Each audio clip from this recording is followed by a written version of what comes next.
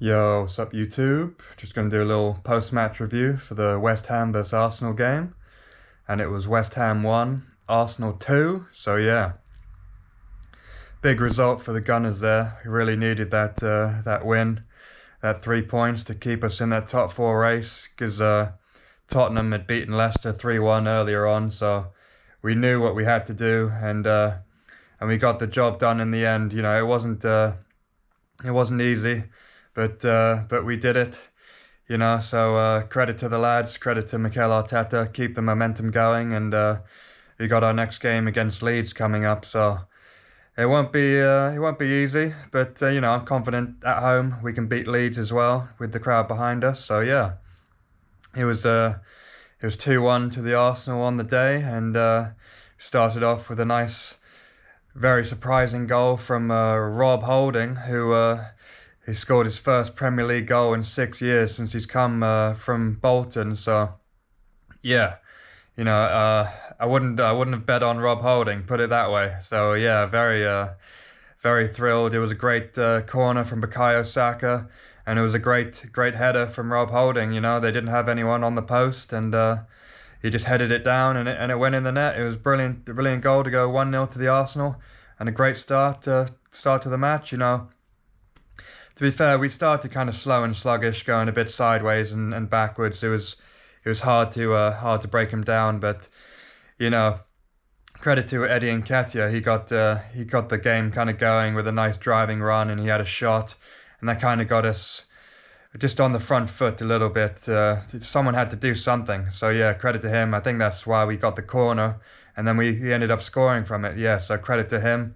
But unfortunately, you know, West Ham got back in the game after that goal. They kind of woke them up a little bit, and just right before half time, we couldn't get to half time 1-0 up.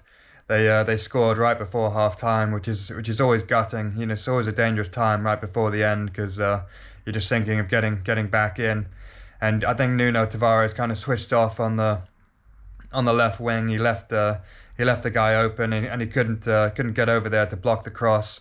He ends up cutting it inside to Bowen, and it ends up kind of on the half volley. The ball bounces, and then Bowen half volleys it.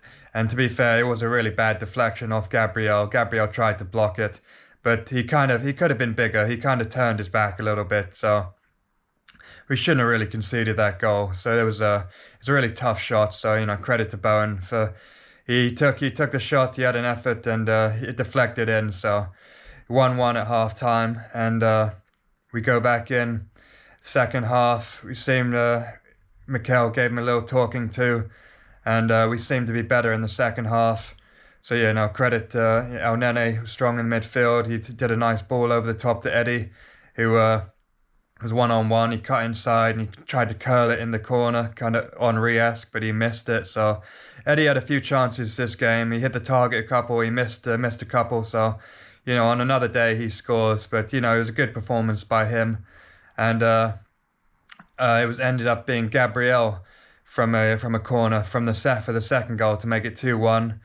We crossed it in. They dealt with the first ball, but then Martinelli with the second ball crossed it back post to Gabriel, and he was there with the header, headed it at Fabianski, but it was too powerful. He couldn't stop it going in the net. So yeah, if you watch my preview, I even said, you know, tactically, this is the game that we're going to score from a set piece, you know, and Gabriel is our biggest aerial threat. So without they didn't have Diop or Dawson to deal with the set pieces in the box. They even highlighted that on Match of the Day, that Dawson would have made a big difference there. So, you know, tactically, I made that call, and I thought Gabriel would score.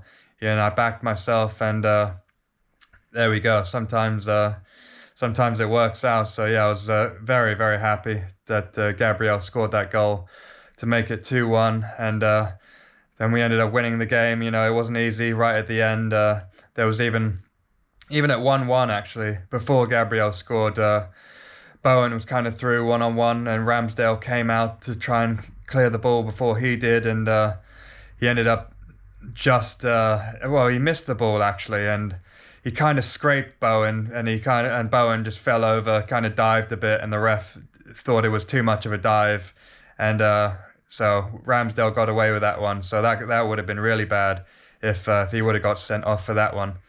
But we got away with it. That was still 1-1 at the time, because that would have made a really big difference if we would have got sent off. Don't know if we would have won the game, and it would have maybe killed our top 4 chances. So this win really progresses us to our next game against Leeds. If we can feel confident now, we've won 3 games in a row, and now we're going back home against a team in the bottom half of the table. I think they're just above the relegation spot, so it won't be easy. They'll be fighting for their life. That Jesse has come in, their new manager. He's done pretty well for them. They're not as crazy as they were under Bielsa, where they would just man mark everyone on the pitch and just leave gaps everywhere. They're more tactically disciplined, I think, but I still think we'll have the quality to get the job done. And I do think they'll have a couple yellow cards. Let's put it that way, because they're a team that likes to get stuck in, and I worry about Bukayo Saka and Martinelli, or whoever's on the wings for those games. So yeah, thanks for watching, thanks for listening. And hopefully Liverpool will do us a favour when they play Tottenham. We need them to win. They're fighting against to try and win the Premier League against Man City, so there's no reason why they shouldn't try and beat Tottenham. So yeah, come on you Gunners, big 2-1 win, and now I'll be back for a preview against Leeds. Peace!